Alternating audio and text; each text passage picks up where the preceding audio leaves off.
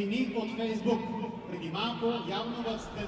И някой в 12 без 5 се опитва да ни отнеме свободата и мечтаещи хора.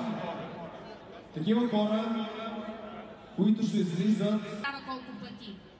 Та, освен, че с машини се гласува много... Приятели, това беше Мария Спирова. Запомнете това име, намерете я в социалните...